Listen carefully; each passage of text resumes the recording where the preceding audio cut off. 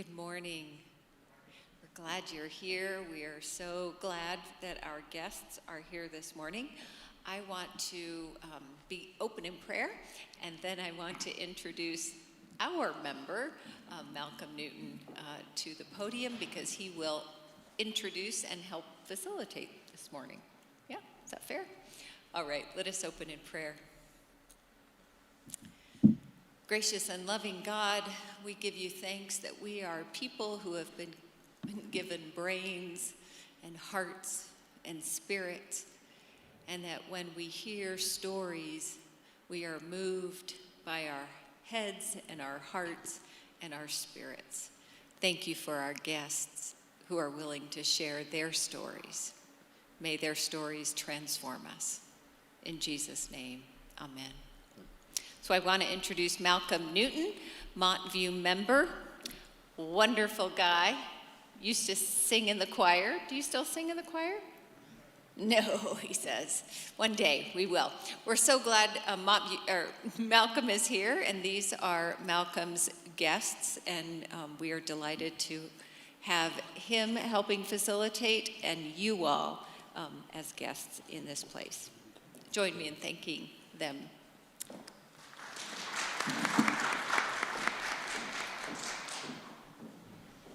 Thank you, Pastor Glover.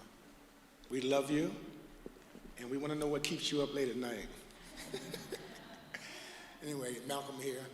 How's everyone today?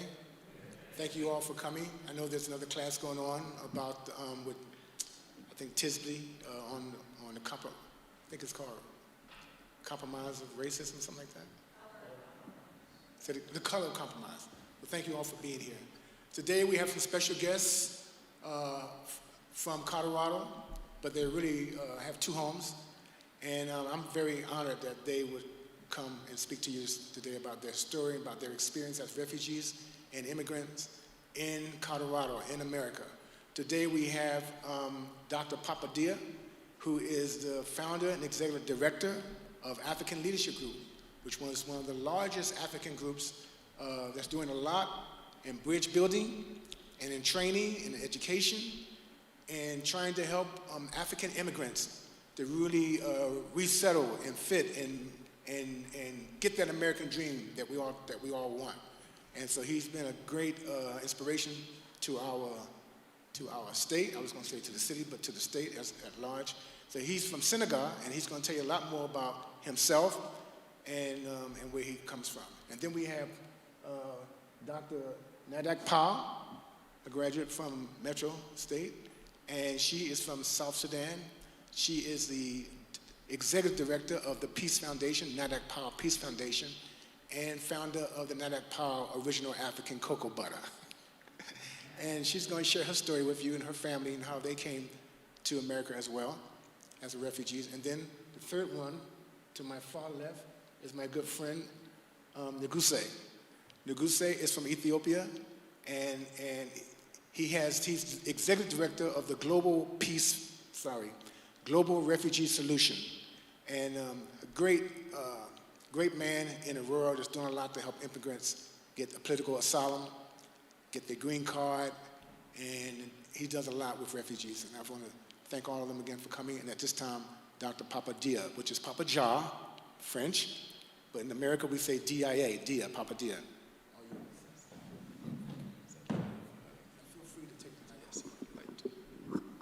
Good morning. So I'm just going to move up front here. Thank you so much, Dr. Malcolm. Thank you for really giving us time this morning to come hear our stories. I'm a firm believer that every single one of us has a story. Some of us, we dare to share. Some of us, we are ashamed of our story. Some of us, it's really an opportunity for people to learn. What really excites me this morning is to really have an opportunity to be in front of you. Coming from Africa, from West Africa, I never thought in my wild dream that I'll have an opportunity on a Sunday to share my story with people that do not look like me, that most likely do not sound like me, but it's all part of coming together as human beings. And I love that. Because what I'll do this morning, my story has three parts. The first part is growing up in Africa, Senegal. The second part is really transitioning to this great country that I call home now. The third part will be my dream, what I'm doing now and what I hope to achieve in the near future. As Dr. Malcolm said, my name is Papa Maritou Dia. It's a French name from Senegal, West Africa. Senegal was colonized by French.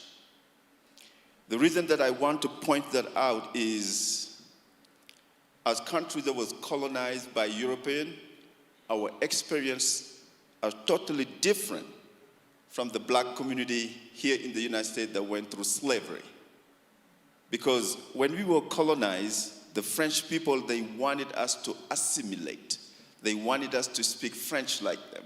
They wanted us to go to school, compared to the experience to the black community where they did not have access to education, where they were oppressed. So Dr. Malcolm is more than an expert for me to talk about that, but I just wanted to point that out.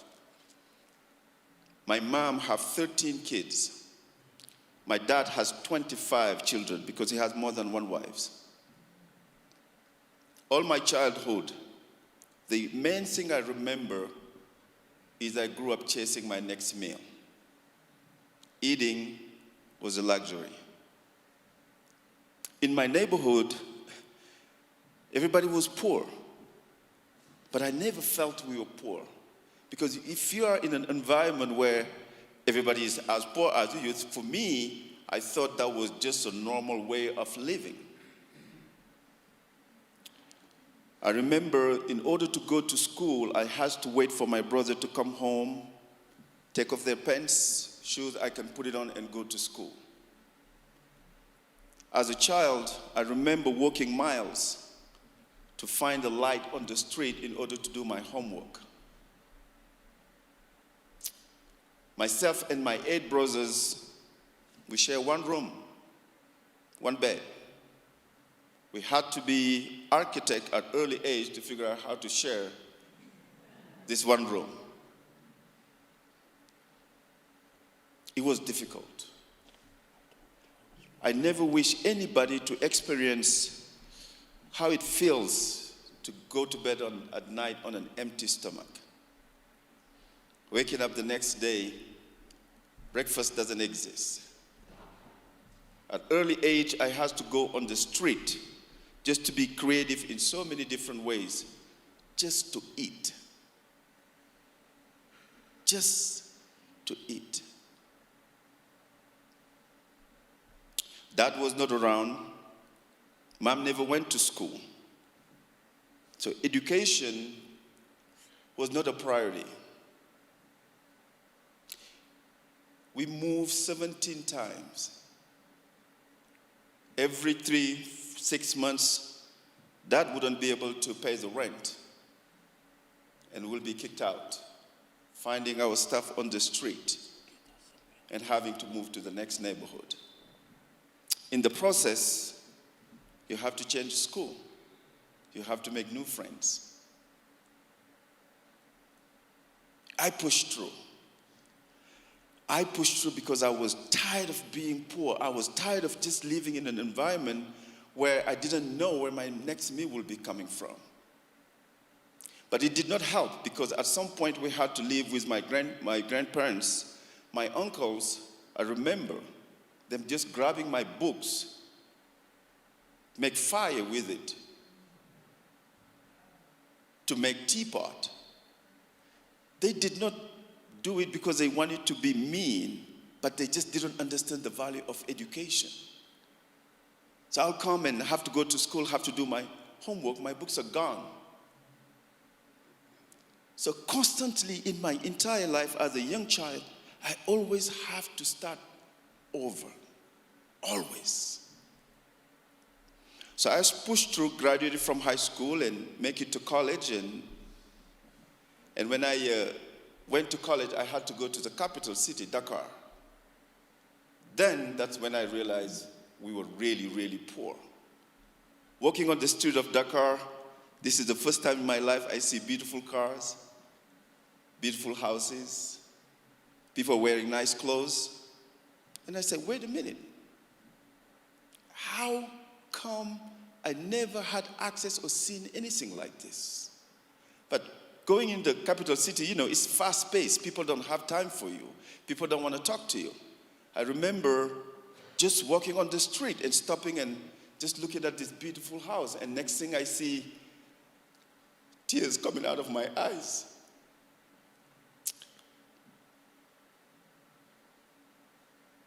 And that's when I start dreaming. Because something told me, yes, Papa, you can have this. Because you see, in life, it's very difficult to have something you don't know, something you never experienced. Previously, before going to the state capital city, my dream was just living in that one bedroom with my 8 brothers. My dream was always maybe having one meal and hoping that I'll make it to the next day. Because I did not know better. Then I start dreaming. I'll walk by this beautiful house and I just wonder, how would it be like one day to live in such a beautiful house? I will see early on BMW and I will wonder, how would it feel one of these days to drive just a BMW? I start dreaming. I start believing too in the process. I start believing you can do this. You can get there. But the environment never allowed me. This is what happened when you live in a third world country. That we have what we call citizens classes. You have the upper class. In the United States, you have middle class. In most countries in Africa, there's no middle class. You have the upper class, which is maybe a couple of million of people, and the rest we poor. We can be on the bottom and look up and see these people living large, but with no hope to make it there one day. Doesn't matter how smart you are, doesn't matter how educated you are. It's not just for you. One thing that being poor taught me is to be resilient. No matter what, you always got to survive. Early on, my sister got married to somebody that was working at the UN. She had to sacrifice her childhood to get married in just order to support the family. And later on, through a family reunion, I had a chance to come to America. And this was in 1998. You couldn't imagine and feel the excitement that I had. I'm coming to America.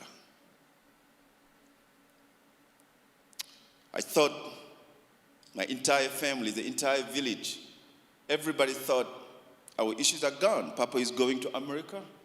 He will be sending us money every day and we'll be rich.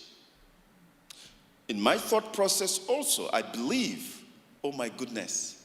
So I'll come to America the first day I start making money, I'll be rich, and life will be good. Not only for me, but for my entire family.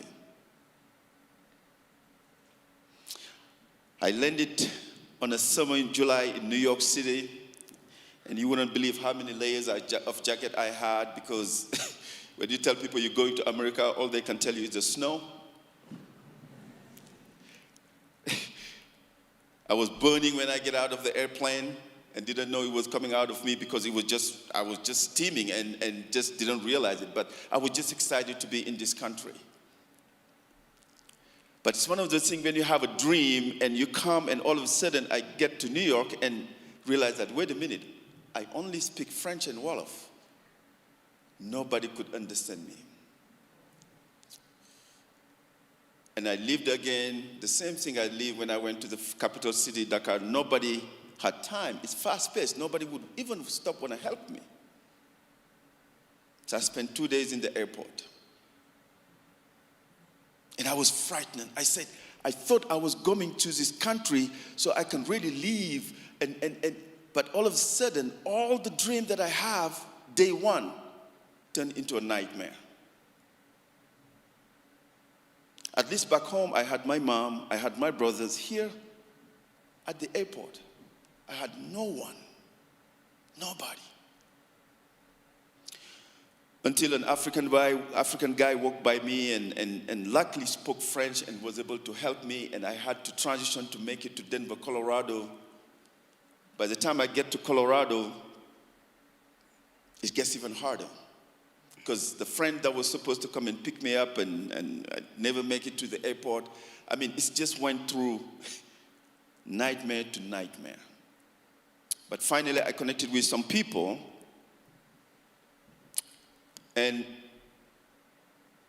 throughout experience, I knew this. I knew that when you get to this country, whoever pick you up from the airport, you have 99% of chance doing the same thing that person is doing. The person that picked me up was a cab driver. The first thing he talked to me into is being a cab driver. And obviously, when you come to a place where all you're looking for is an opportunity to make a penny, so anything people expose you, that's how you get stuck to.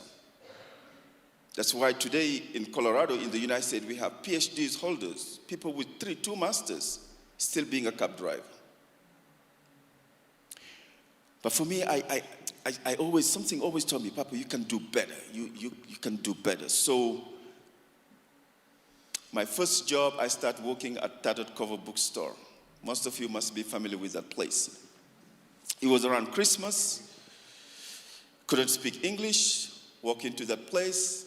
I'm looking for a job. They asked me to fill out an application. Since I did not speak English, they just asked me to stock books, because I could tell A, B, C, D, and I could go to the fiction section, science fiction, and I would just stock books. 10 hours on the floor. I was making $5.25. Very happy, because you convert it in CFA, it's a lot of money. There I had to learn how to teach myself how to write, speak, and read English. That was the best thing that I ever done in my life, to be in a professional environment where I engage with professional people and learn how to speak English. So I spent 2 years over there, and my English getting better, and in the process, still difficult, because I used to carry a slang dictionary with me, because I never knew what's up mean, and so I never knew that. I always tried to speak proper English, and sometimes I tried to be cool as a young African, but the beautiful lady didn't even want to talk to me because I was old school. So I got to figure out a way to be something that fit in. So I would carry a dictionary with me all the time. I will have the English tape. This is a time where our children wouldn't know this, when we had Walkman. So you play the Walkman and you listen. And I spent a lot of time working at the reserve desk. So I don't know if you've been to the Tattered Cover Bookstore. People will come and put their book on hold. They come and I help them too. And there I was doing a lot of reading. And now I start feeling good. I'm feeling integrated. I speak English, so I play soccer. I start having friends. So when my English get better, I transitioned and I went to start working at the bank. And this was Northwest Bank. Me, a bank teller, and went from $5.75 to $8.70. This is the first time I get so excited that I find myself dancing. Very happy. Back home, and my dad, my mom were very excited to know that they have their son in America, being a banker, something unheard of in the history of my family back home. So that's really my American journey, how it started. So I was working downtown, 1740 Broadway. So I just wanted to be the coolest teller that everybody will ever see behind the teller line. So I remember going to Goodwill, picking up $2 pair of suits, a tie. With $5, I'll have a very beautiful outfit and start feeling good about myself. And I'm starting getting people's attention. I never knew that I had a beautiful African smile. I never knew about having people skills. I never knew about all these things. But being poor, you establish skill set that you never know about that later will be useful in life. Because when you got to chase your next meal, you got to have people skill. You got to have negotiating skill. You got to have all these things. And all the skill set come to life when I start working at the bank. Customer will come and they will just want to wait for me behind the teller line.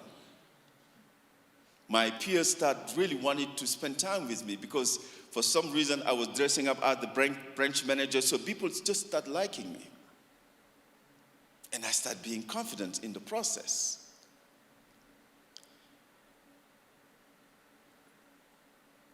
And I remember a lot of African immigrants coming to the bank because they used to work at Brown Palace Hotel, this is Adams Mark Hotel, and just start helping them to cash a check. In the process, I will educate them to open a bank account to get their first car loan.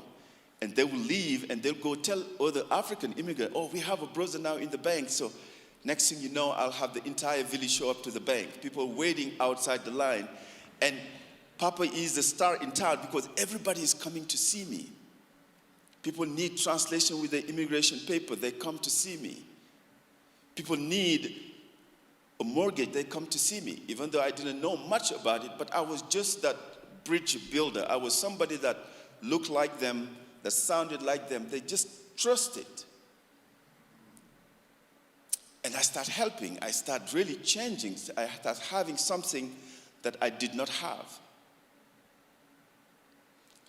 But unfortunately, at some point, it became a problem for the bank because you will have 30 people, Africans, in the middle of downtown waiting in the bank lobby. So the bank told me, like, Papa, you have to stop this. I said, no, you have to stop it. And I was struggling because I knew how valuable it was to have somebody that went through your journey, that understands, and to help you navigate the system. So the bank did not want me to do it, so I looked around and said, let me find if I can find an organization where I can send these people, because there was a lot coming. So the only organization I could find back then was the African Community Center, which is more like a refugee resettlement organization, meaning they can only help you if you are a refugee and just help you with those basic needs, food stamp, housing, which is great.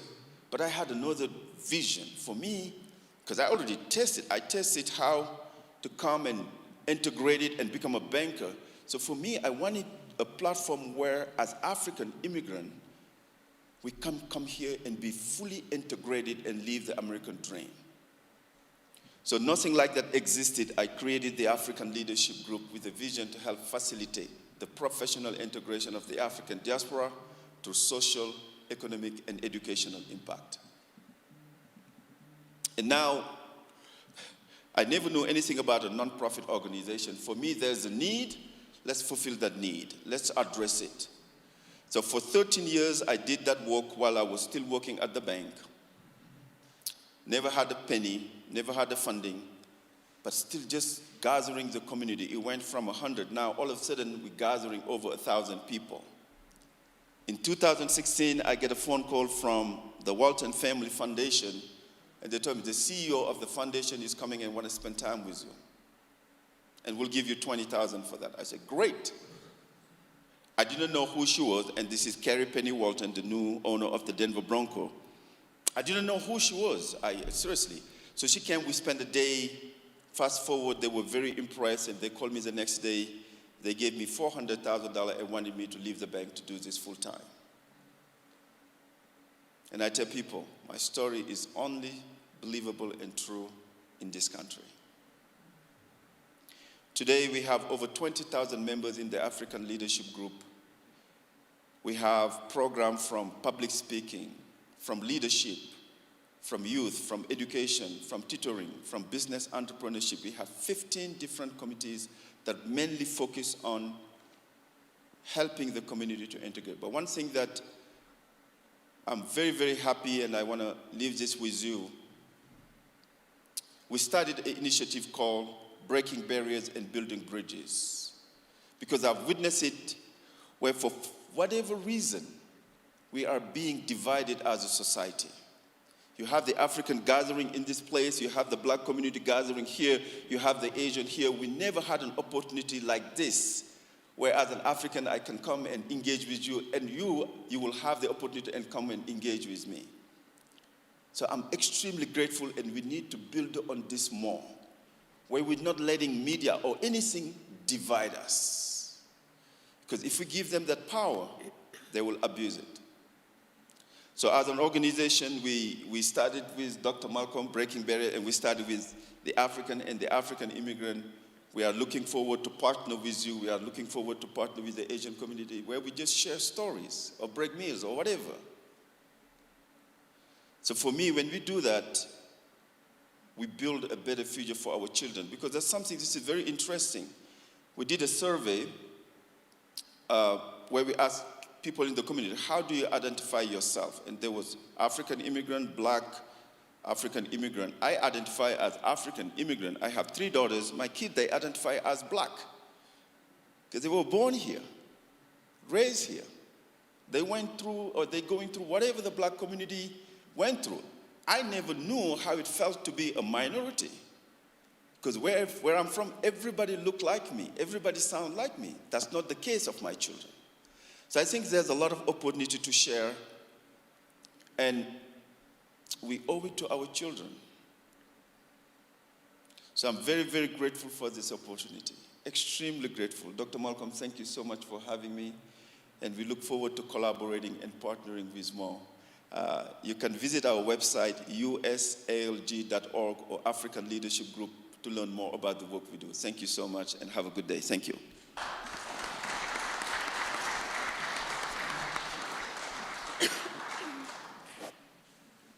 Well, you heard it with your own ears. Dr. Papadia from African Leadership Group. Next week, we will have an opportunity to dialogue with the 3 presenters.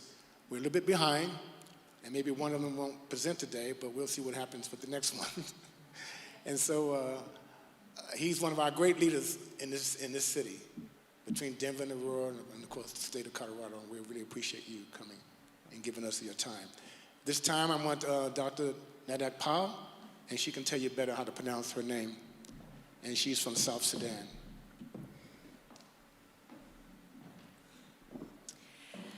Hello. Yes, my name is Nadak Pal, and I am originally from Sudan, present-day South Sudan. Let me greet you with a song in Nuer.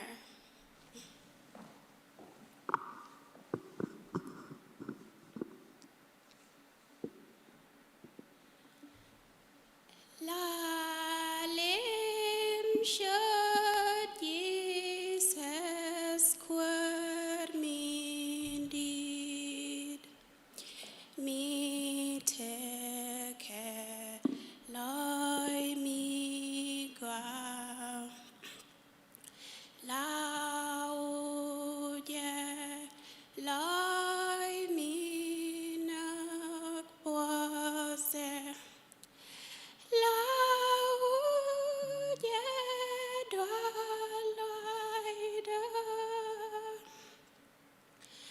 La te ke Lord mi te ke liao lao ye Lord mi yeg Jesus ganda nokta kanda ling lang mi liao ko ye. Thank you. A little bit nervous and shaky, so forgive me about that. I speak Nuer, I speak Shilluk, and I also speak Arabic. I learned English when I came here, started in elementary. My name means war. My name means destruction. I was born during the Second Sudanese Civil War. When my mother was pregnant with me, as she was getting ready to deliver, the hospital was bombed. And so therefore she had to put me underneath the bed that she was in to protect me as the bullets are coming piercing through just through everything that you could see.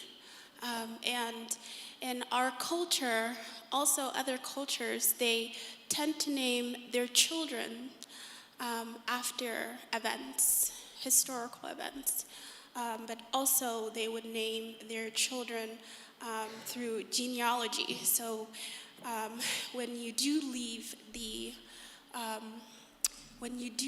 home, you are able to trace your lineage by memories. And so oral history was it was taught to us at a very beginning when we were really, really young. My father, he worked for Port Sudan. He was a mechanic, so he would dive under the water if there's anything wrong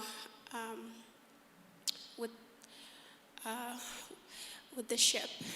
And my mother, she's 6'3". She's 6'3", so everything she say, yes, mom. And yeah, we are the tallest people in the world, by the way, but I don't know what happened to me. My mother, she was a police officer, and she was also a midwife. I remember growing up, we went to church. We went to church, of course. I grew up in choir, Presbyterian actually, because a lot of missionaries went to Malakal, and so a daily life was we would get up, go to school. And my matrilineal family would prepare breakfast, lunch, and dinner. So we didn't have refrigeration. There was no need for you to refrigerate anything because you went to the market, you got the things that you need right there and then, you cook it, and you go on, and then so and so. I remember the difference in the backyards here versus back home in Malakal, where I was born. There's a lot of squirrels in the backyard, but we had a lot of monkeys, little tiny monkeys. And I remember my little sister would use to tease these monkeys, but they're very smart. And one day, the monkey had enough of her and bit her Achilles tendon. And my sister had never messed with these monkeys again. But it was also the fact that there was a newborn baby. The monkey went and grabbed the baby and took the baby all the way to the very top of a tree. And here I am, came back after school, taking care of some chores, and I hear this sound. It's a baby sound. I'm like, where is this sound coming from? Like, is the baby in there? And finally, I looked up, and there goes the monkey with the baby. I don't know, maybe this monkey lost a child. And so they're grieving. I guess we all have our ways of grieving as mothers, and we try to replace or fulfill. That's why we do adoptions. And so I'm like, oh, mama, chagat chanang. My mom was like, I'm like, Mom, the monkey took the baby. And then my mom was like, what? I'm like, yes. And so my mom ran in the house, in the room, and grabbed a blanket. There were several of us. So we were trying to have the monkey drop the baby, please drop the baby. And the monkey did drop the baby. So I guess we also have to treat our ecosystem and the animals that we live with in such a manner. Otherwise, maybe had my sister not messed or bothered with this monkey, that wouldn't had been the story. So Sudan was colonized by the Britain. We got our independence in 1956, but there had been a lot of unbalance of power.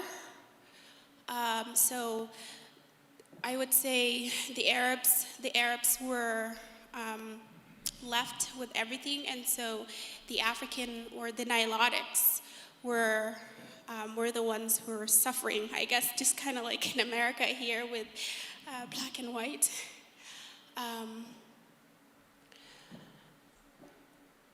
So when you are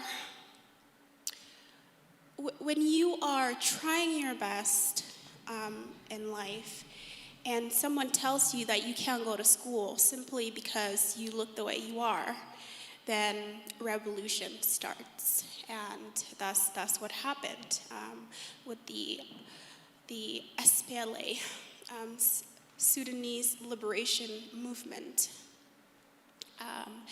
with Dr. John Garang, who was murdered, I would say, in 2004 because he was trying to bring the government together for equality. And how great would it be if we can just all work together and accept our differences? So that was a struggle. The war still continued and continued. Eventually, my father, because of his job, some people were not happy. So one day, there were some people that came and they were looking for my father, but he wasn't there. And there was a knock on the door, and my mom answers. And she's like, can I help you? It was a friend of the family. It's like, oh, you go alpal, Goriano biagianatame, Komishia begin by a knock. James family, you must leave right now. Otherwise, there will be disaster.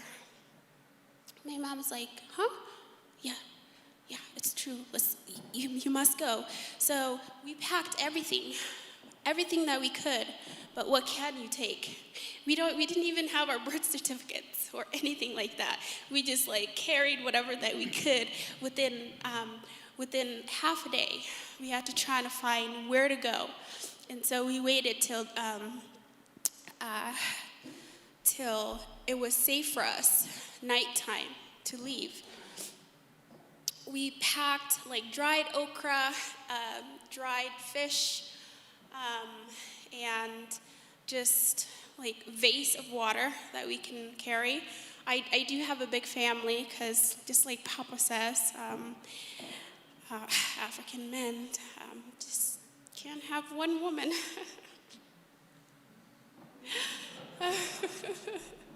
Some do. And so we packed. We had to leave. Here we are, we're walking, we're going to Ethiopia.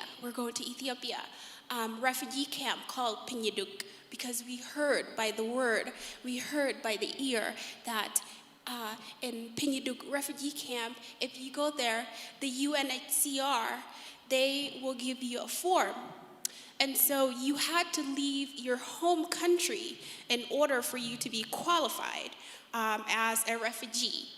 And what is it anyways that you're running from, And so my family and I, we walked for 3 months to Ethiopia, in the Ethiopian jungle. We were walking in single file line where the leader had to use a machete to chop the tall grass. I mean, you hear wild animals and, you're like, okay, just walk. And so we're walking. One day, I'm walking, and I fell.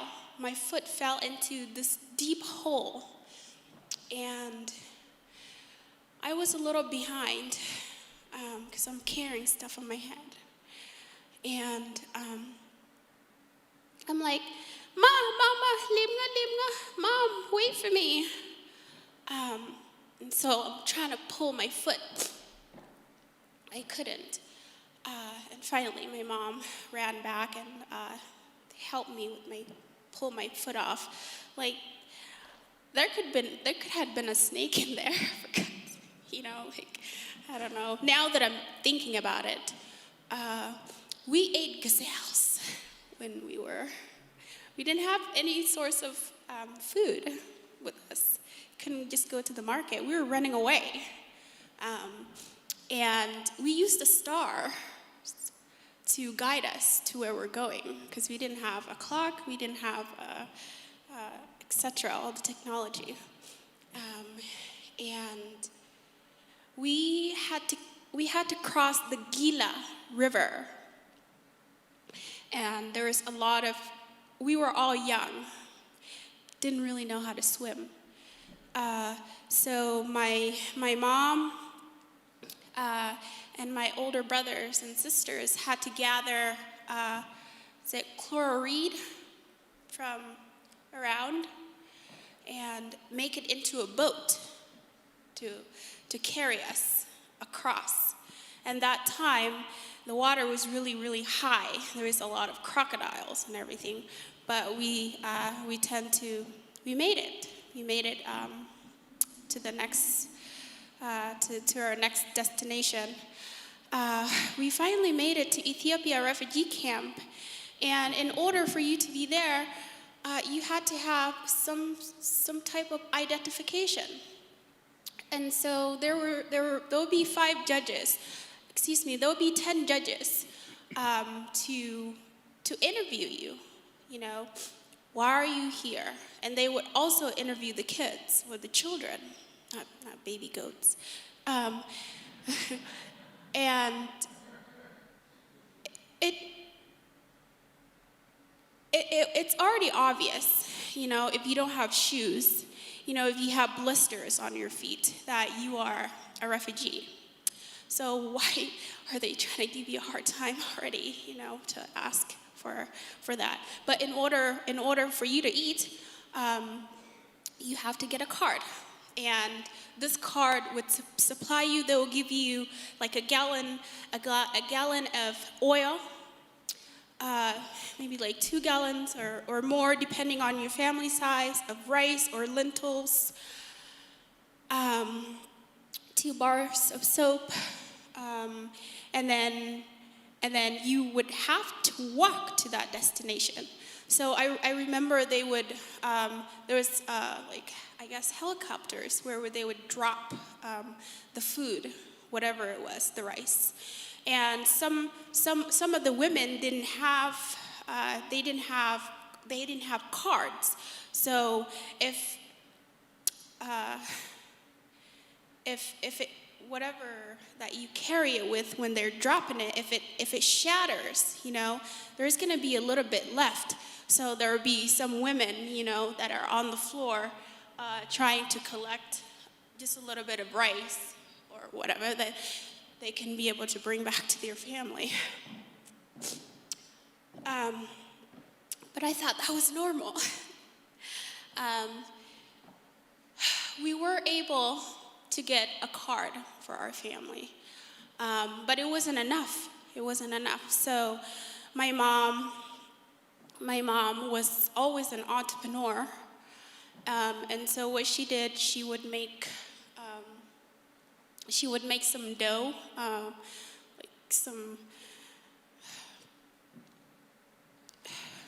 help me out. So a snack, the snack that's made from flour.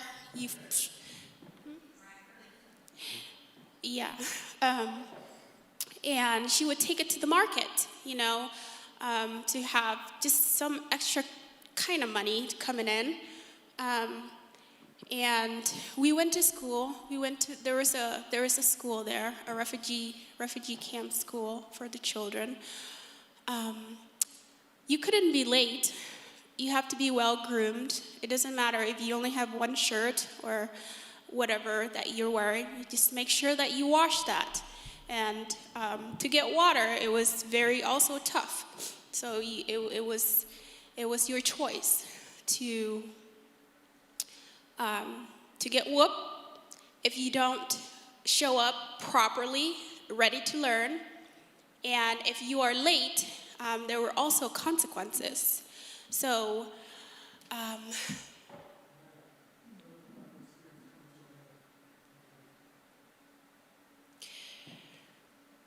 yes. And so my father worked really hard to get the visa to come to the U.S. And Colorado was one of the safest places for refugees to resettle, one of the 7 states in the U.S. And we were able to come to the U.S. in 1999. And I remember our sponsor, his name is Rob. I'm still looking for him. We lost connection. He was such a great gentleman. It was an experience for us because it was our first time to see white people all around.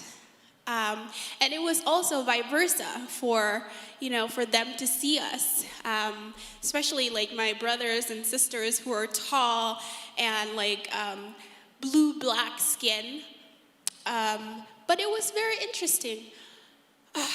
We came with our bags. We didn't have a luggage. It was just a bag. And our sponsor was like, oh, well, where is your luggage? We're like, oh, here it is. Just like, I don't know if anybody have seen the movie Lost Boys. Yeah, kind of like that when they were at the airport. But yes, I guess you get like 3 months to try to find a job after you resettle in the U.S. My mom didn't speak English. My dad spoke a little bit of English, but they are also linguists. They speak multiple languages. That's how they were able to process the English language and learn quickly. One day, I came out and getting ready for school, and I opened the door, and it was nothing but everything was just covered in white. So I was like, what is this? It's very cold, but I had to walk in it. And I learned at school that it was called snow. I was like, oh, okay, well, we don't have snow back home. We have hail. So the weather, that was very different for us. Season-wise. My dad started working as a bus driver. He was able to work as a bus driver. My mom started working at hotels because that was the job that she can do at that time. My dad started going to school. Eventually, he got his degree in theology, and he established a church for Sudanese community here in Colorado, and he had also worked with some of organizations, nonprofit organizations here to help integrate the immigrant population, whether it's education, whether it's health, and just trying to find people that are from South Sudan or that are Sudanese, just so you can kind of have some type of closure. It was very difficult for me because I didn't speak English, but I played it pretty well. I just always listened, and I guess that's how I learned. I also learned through watching TV shows, The X-Files. But yeah, so I am a mother of 2 beautiful daughters, and I am a graduate from Metropolitan State University. And I am just so happy to be here. Thank you so much for listening to my story. And so for Papas. Nyadakpal Peace Foundation is to help women empowerment. Because if you educate a woman, you educate a nation. You can also take this example from me. There is a lot of African countries, and also not just African countries, it's also in the world where women are not treated right. We see that also in the wage system, you know, where women don't get paid as much as men. Why? We also have to take care of our children, you know? But let me finish up with this. The American dream. Give me your tired, your poor, your huddled masses, yearning to breathe free, the wretched refuse of the teeming shore. Send those, the homeless, tempest, tossed to me. I lift my lamb beside the golden door. Thank you.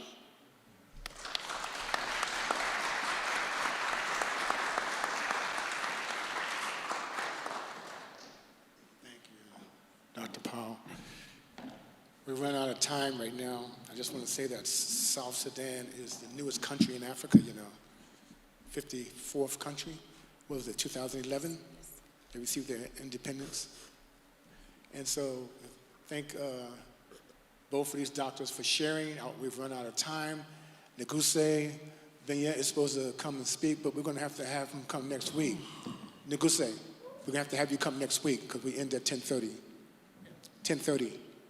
So next week you will come back. So next week he will come back and he will do his speech, and then we'll open up for the panel discussion, and you can ask various questions to each of the speakers. So I hope that you enjoyed this time with them. And to me, it's exciting. They have long stories. They have lots of stuff to teach us and to show us. And so I'm asking them to come back again next week and to give you an opportunity to ask questions to them. Thank you all a lot. Thank you so much for being here and for having us. God bless you.